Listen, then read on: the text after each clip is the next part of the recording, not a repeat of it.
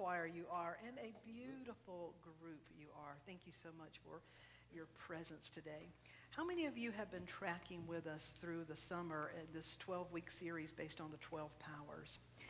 Yeah, it's an idea that Charles Fillmore, the co-founder of Unity, studied religious traditions, spiritual leaders, all different kinds of religions and traditions from around the world. His roots were Christianity, and so he also studied, obviously, the life of Jesus. He came to understand that Jesus was the man who became the Christ. The Christ meaning what Hinduism would call the Atman, that it's our divine spark, it's our potential as a spiritual being, that he actualized it, and he said all of us are created to do the same thing. And so when he studied Jesus, he noticed that he attracted 12 disciples to him. Each of the disciples seemed to sort of embody or characterize a specific quality.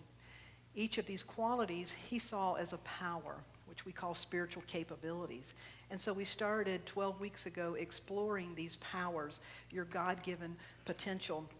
We started, how many of you remember the first one? Faith, yeah. Faith, and then strength, and then love, and then wisdom. Then we talked about power and imagination, understanding, wisdom, order. We talked about release and elimination. Last week we talked about zeal and enthusiasm. And today we reach the final power, which is life, the power of life. And as I begin to think about the power of life, because life in some ways is different, all of these other capabilities, it's easier to understand. These are capabilities that you claim and apply. But how is life a capability, something that you claim and apply? And that's what we're going to look at today. When I first started thinking about it this week, I was reminded of a slogan. It's known as one of the top 10 slogans in the world that was introduced in 1975. A company that has existed since 1850, sort of had a real catapult in its success in 1975 when it introduced a 5-word slogan. And that slogan is, "Don't leave home without it." Don't leave home without it. Anybody remember that commercial, who it is? American Express, yeah.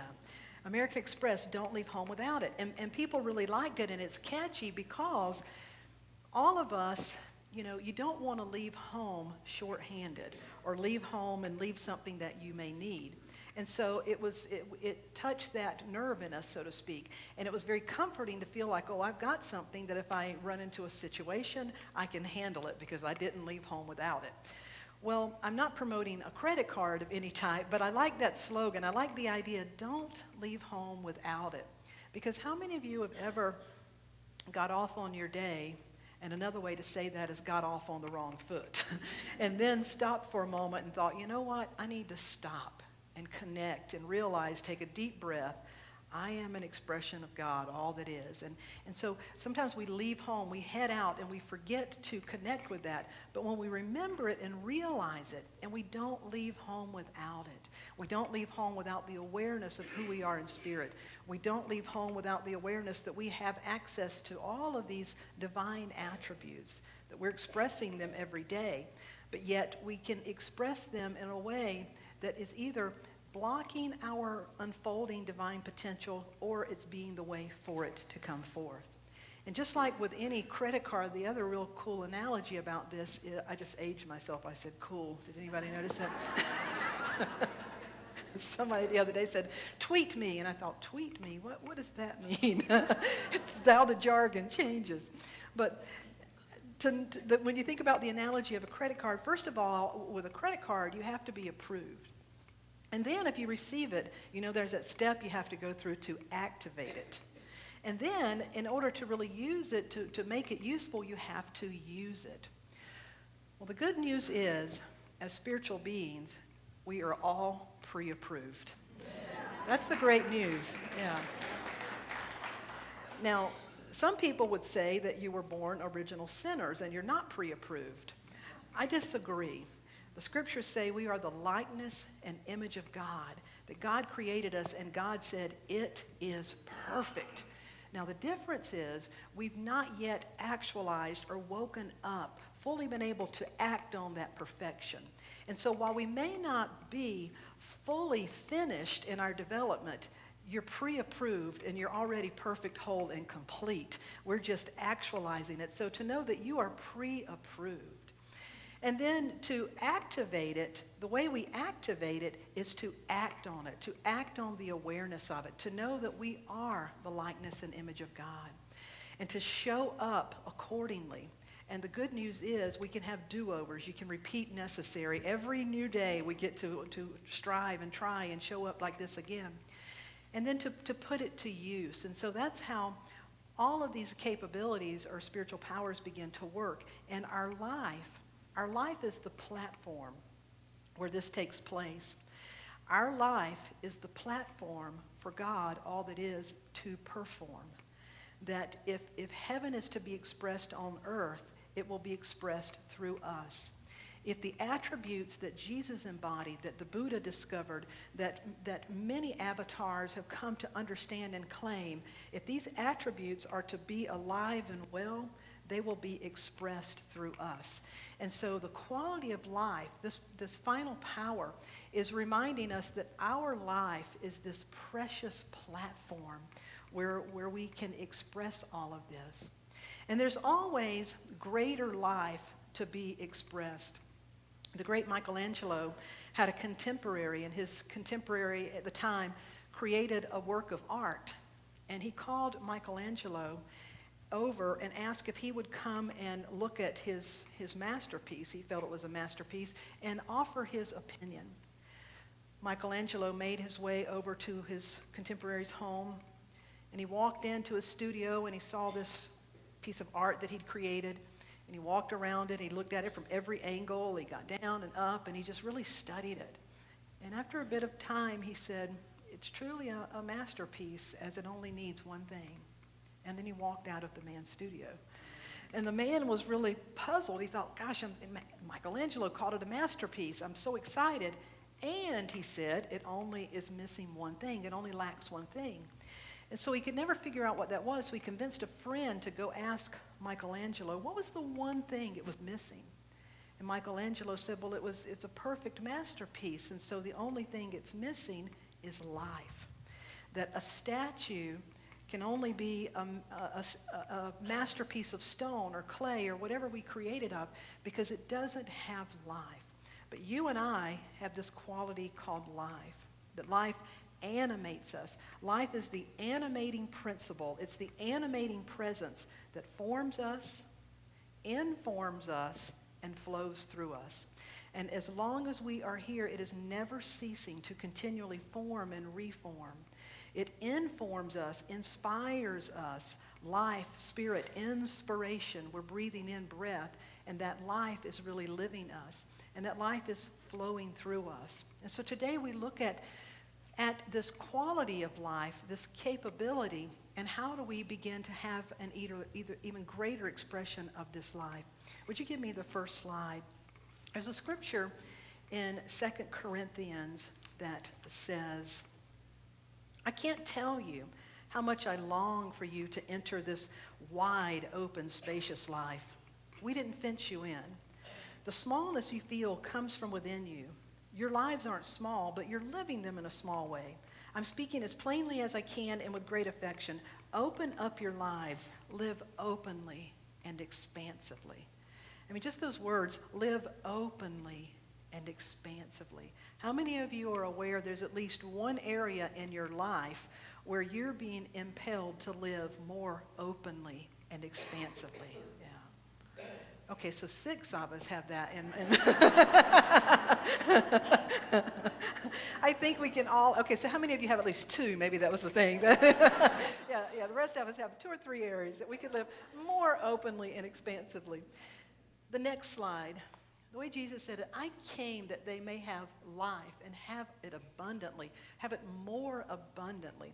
And so often, you know, especially the American society, people strive for what is called the good life, you know, to have a good life. And a good life is a good life. It's wonderful to have a good life. But it is even a greater thing to have a more abundant life. Because you see, the reason the word abundant is used is because abundant in that time was analogous with fruit, with producing. And so what they meant by that is to say that you're here. I came to show you that you're the likeness and image of God. I came to show you that in this world you shall have trials and tribulations, but I have overcome, and you can too.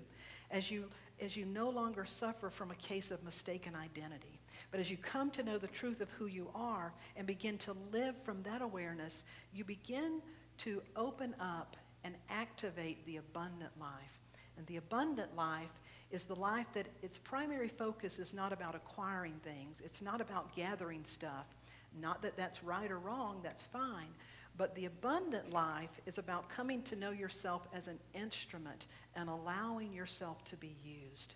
And so it's about allowing the greater life to use you for greater purposes.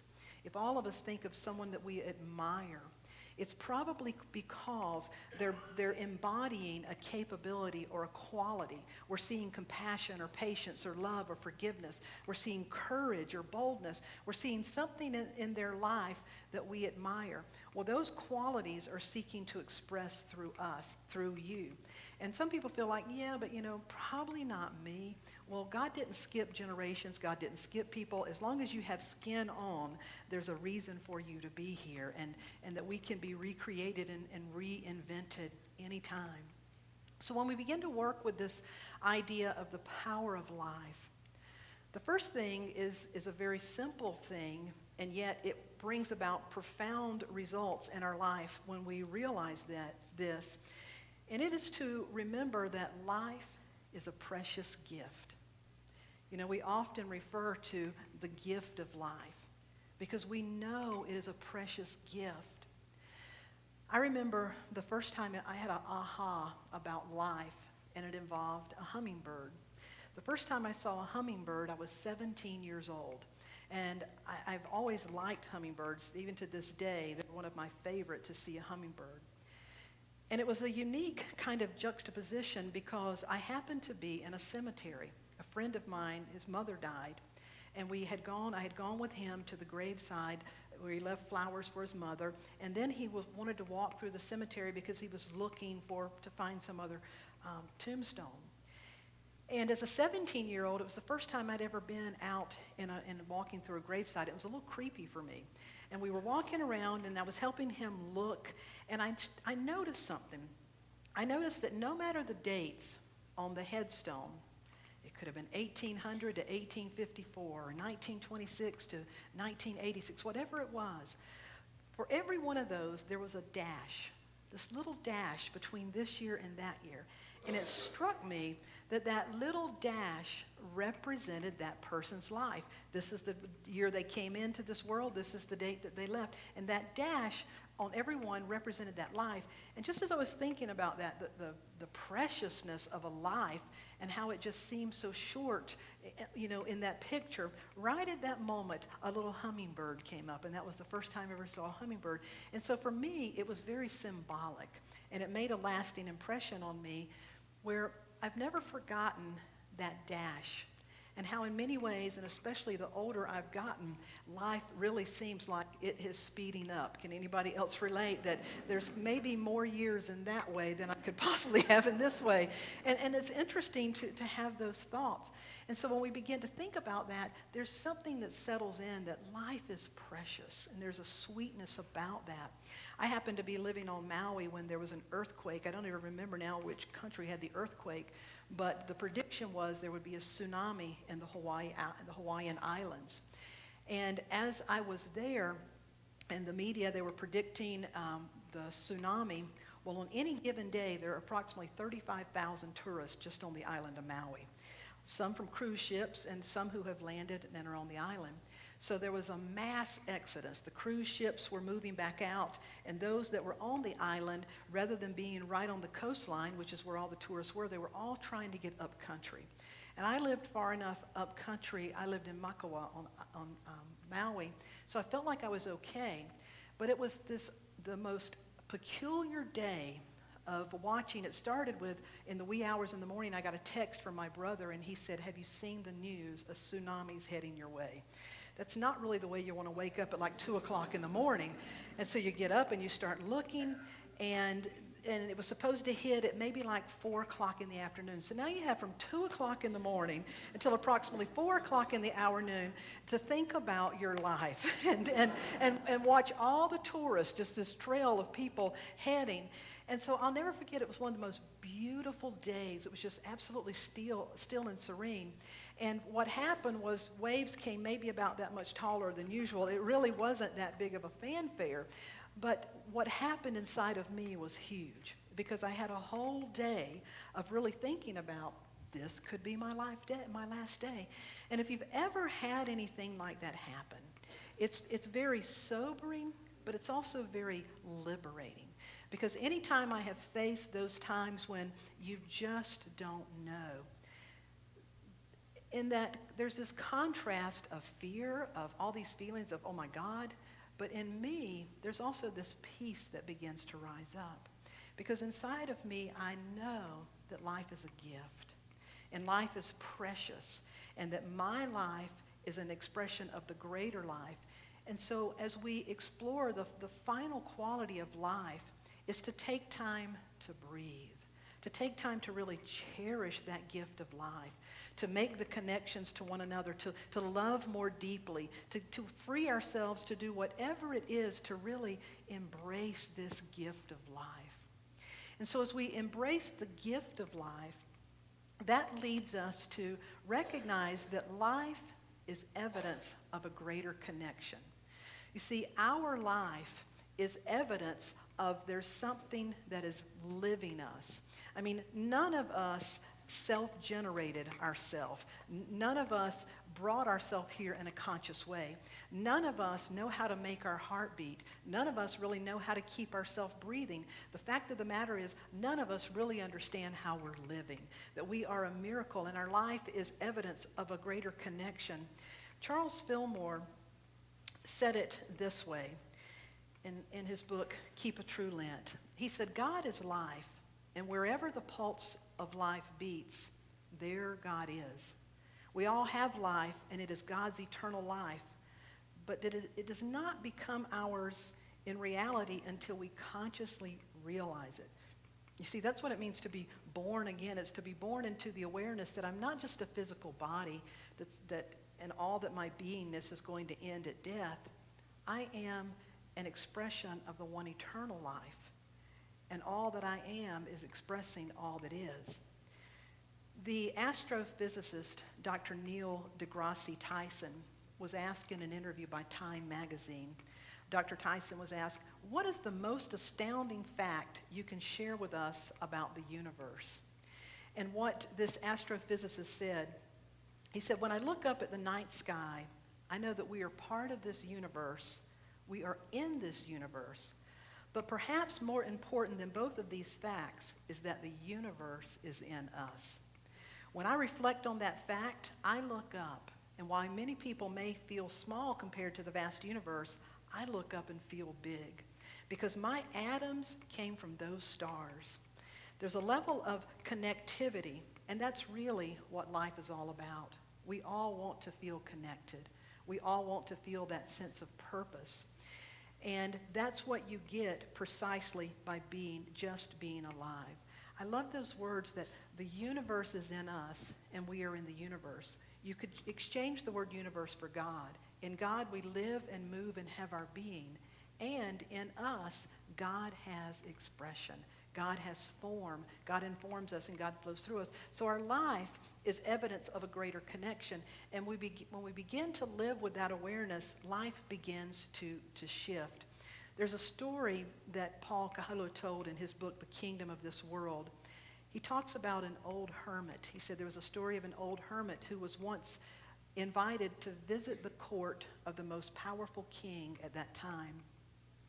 The king said to this old hermit, he said, I envy such a saintly man who is so content with so little.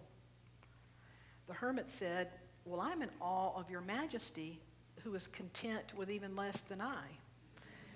And the king was a little baffled and a little irritated and said, how can you say such a thing? This entire country belongs to me. The hermit replied, for precisely that reason. Because I have the music of the celestial spheres. I have the moon and the sun because I have God in my soul, and God expresses through all that I am. You see, to know that is to know that we're boundless. When we begin to live with that level of awareness, our life then begins to serve a greater purpose. It's as if our life is now an instrument. Life is precious. Life is evidence of a connection. And our life is about being an instrument for the greater life. If you remember, every disciple, every power or spiritual capability is linked to a disciple. The disciple that is linked with the power of life is Judas Iscariot. And you may remember, some of you said, so you remember what Judas is known for, and we'll talk about that. Some interesting background on Judas. Judas is the only one of the 12 disciples that did not come from the Galilean region where Jesus was from. Judas came from Judah. Judah, the capital of Judah was Jerusalem.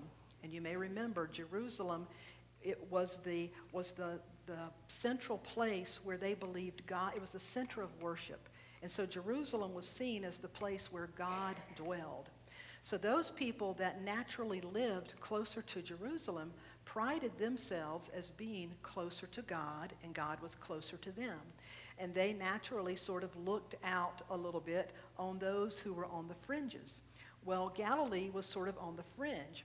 And so he was the only one, Judas was the only one that Jesus called that was from this area. The other thing about Judah is that he was given the job of treasurer. He was the money keeper. So here's a little bit, though, about his character. It says in the Gospel of John, Mary bought in a pint of very expensive perfume. Now, this took place just a few days before Jesus would be crucified. So this is sort of the foreshadowing leading up to this. Mary brought in a pint of very expensive perfume made from pure nard. She poured the perfume on Jesus' feet and then wiped her feet with his hair. Wiped his feet with her hair. That would have been interesting. Okay. And the sweet smell of the perfume filled the whole house from her hair. Judas Iscariot, one of the 12 followers who would later turn against him, was there. Judas, who was the treasurer, said, "This perfume was worth a year's wages. Why wasn't it sold and the money given to the poor?" But Judas did not really care about the poor. He said this because he was a thief. He was one who kept the money box, and he often stole from it. So this gives us insight into this person who, there's something very sacred taking place. And he doesn't have the ability. I don't think it's because he didn't want to. I think it's because he just wasn't there yet. He wasn't really yet seeing with his spiritual eyes. And all he could see was waste and what was lost at that particular time. And so he's asking, why did you basically waste this? We could have used that money for something else. But we're also told that he wasn't honest, that he was taking some of the money.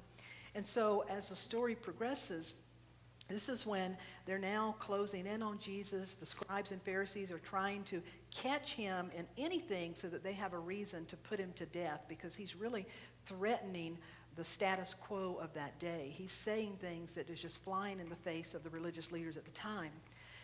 One of the 12, who was called Judas Iscariot, went to the chief priest and said, what will you give me if I deliver Jesus to you? And they paid him 30 pieces of silver. And from that moment, he sought the opportunity to betray Jesus. They agreed that he would do something that would symbolize who he was designating as Jesus, because the crowd couldn't necessarily pick out who he was.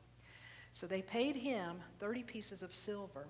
And the next time he was back with Jesus and the crowds were around and these leaders were watching, he went over to Jesus and he kissed him. That's where the term comes from, a kiss of betrayal. Because it was through a kiss, it was through some act that is meant to be compassionate. Through the kiss that he revealed, this is the one, and then they captured him and eventually killed him. As the story goes, when that happened, Judas was incredibly remorse. Now he begins to feel bad about what he's done. He goes back to those same people and says, here, take the 30 pieces of silver back. I don't want it. And they said, what is it to us now? We've already accomplished what we want to accomplish. And Judas went and killed himself. He ended his own life.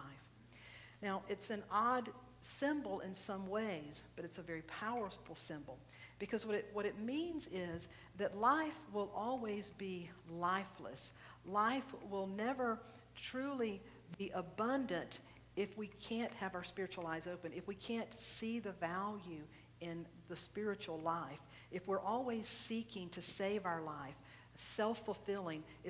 Through the story, you can see that his acts were what we would call selfish acts. He was serving some other purpose with his life.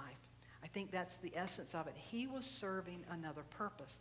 And so it leads us to ask the question, what purpose am I serving with my life? After he took his own life, after Jesus was crucified, the disciples appointed another as the 12. That 12th also symbolizes the power of life. It was Matthias, and what his name means is the gift of God. You see, life is that precious gift that we all have. The question is, do we recognize it? Can we act on it, and can we activate it? And so when it comes to life, it's about every day slowing down, savoring life, letting life reach us. There's a story that is told of an African tribe years ago where some American travelers went over and they wanted to see parts of Africa. And so they had a translator, and they hired some of the local African people to help carry some of their stuff. And so they had an agenda. We want to see this, we want to see that. And the first day they traveled hard and went fast. The second day they traveled hard and went fast. The third day they traveled hard and went fast. The first day they got up and got ready to travel, and all the local Africans were sitting under a tree. The people who wanted to travel said, we're wasting time. Why aren't we traveling? And the translator went over and talked to them, and the Africans said, we cannot leave until our spirit catches up with our body. I love that, because it's like, how often do we travel so fast and so hard that our spirit, we've left the awareness of that. And so life is about recognizing this precious life. It's about living in the awareness of our connection, asking ourselves, what is the purpose? What purpose does my life live? And then finally, realizing that each and every one of us are instruments for the greater life. We don't self-generate our life. Life is not something we apprehend. The greater life, the abundant life, is something we express. There is so much more power and light and energy that is wanting to come through our world. But if it's going to come through our world, it will come through the people of the world. And I truly believe that you are some of the people on the cutting edge of bringing that light in a new way. And so to begin to realize that whatever you're doing in a very holy and sacred way. There's a great story, a true story. The author and the preacher, Tony Campolo, his wife, Peggy, stayed at home full-time with their children when Tony was traveling and speaking. He's an author. And people would often ask her, so what do you do? This is what she always said. I am socializing two Homo sapiens into the dominant values of the Judeo-Christian tradition in order that they might be instruments for the transformation of the societal order into the kind of eschatological utopia that God willed from the beginning of creation. And what are you doing?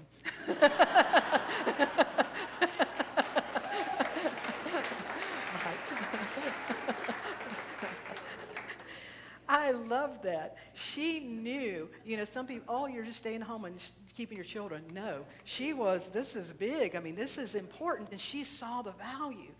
What if each and every one of us, what purpose are you serving? What are you doing today?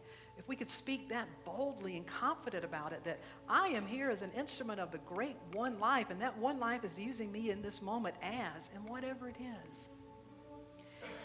I think the final quality about life is that life is always recreating itself. It's regenerating itself. There's an island out in the Indian Ocean called Krakatoa, Krakatoa.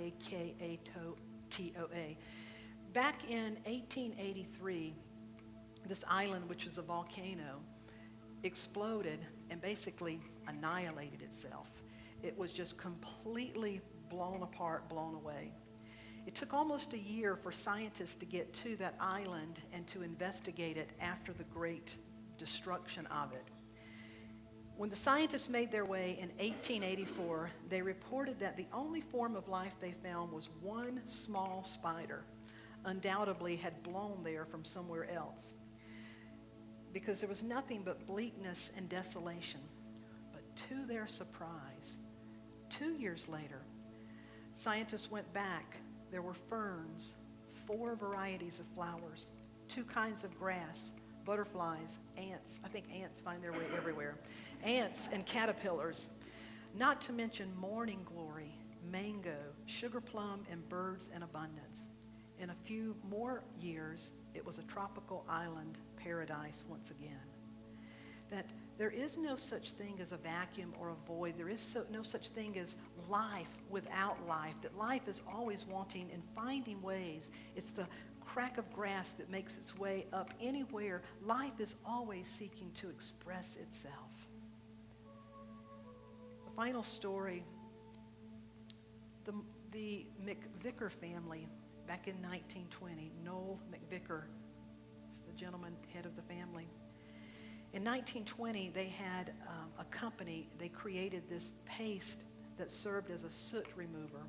Back in the 1920s, a lot of people burned coal, and the result was it had blackness in the house. And so they needed something to remove that, and they created a paste that did that. The company was quite successful until a few years later, when people weren't using coal in their homes so much. And their company all of a sudden began to dwindle to a point of almost desperation. Noel and his family began to pray, God, guide us. What are we to do? Well, what they discovered is if some of the homes that had used the paste had wallpaper, and if you used a little bit too much paste, the wallpaper actually came off. So they decided, what if we take this same gray paste and repackage it as wallpaper remover paste? That's exactly what they did. The only thing they did is change the labeling and the package, and they began to promote it as using it for wallpaper paste remover. And they did that for years, until the mid-50s, when people weren't having so much wallpaper in their house anymore. And once again, they found themselves, the company, going down. What are we going to do here? As they were praying about what to do, one day, one of the office workers, a woman, had her child at work with her. And the child got a hold of some of that gray wallpaper paste and started playing with it. And the woman thought the child put a little bit in her mouth, so she ran to Noel and said, I think my son ate some of the wallpaper paste. And he said, you know, you're not supposed to eat it, but it really won't hurt you because it's just made of flour, silicone. He named the stuff, and it was very healthy. But a light bulb went off in his head, and he thought, if that child likes to play with it, I wonder if other children would. So he repackaged it again in 1.5 pounds gray, it was still this gray clay, and he went to the Cincinnati, Ohio school district and asked them to try it. The kids loved it. Later that year, he went to a national educators conference with a bunch of these cans, and they bought it and loved it. Well, several years later, probably most households in America had a 1.5 pound can of gray Play-Doh. Eventually, everybody had a can of this ugly gray Play-Doh. And so the sales began to drop again. And this time as he prayed, the story says he saw a rainbow and he just smiled. He then created little cans of colorful Play-Doh. How many of you played with any of that Play-Doh? Anybody have any of the original gray? Yeah, a few of you did. Oh, neat. Play-Doh, to this day, over the past 50 years, is one of the top-selling toys in this country. Now, the reason I love this story, anytime I get discouraged about, what am I going to do next? You know, am I still useful? I remember that, and I think, if God can reinvent gray paste, God can certainly reinvent my life. And it's the same thing for you, that there's a spirit of reinvention. There's a spirit of abundant life that is always seeking greater expression through our lives. circumstances. And you don't have to ask, does this apply to me? Because it does. If you are still here, there's some area in your life where this one life is wanting to reinvent you. And so our question becomes, can I hold that idea that I'm not just this body, I'm not limited to my current circumstances, that I am an expression of the one life. I can be healed. I can be transformed. I can overcome my self-imposed boundaries. I can be used for greater purposes. How many of you are willing to claim that at a new level for yourself? Yeah. So I want to take us into a time of meditation by using this song that we've used throughout this series. Join me. Gentle Spirit, flow in me, gentle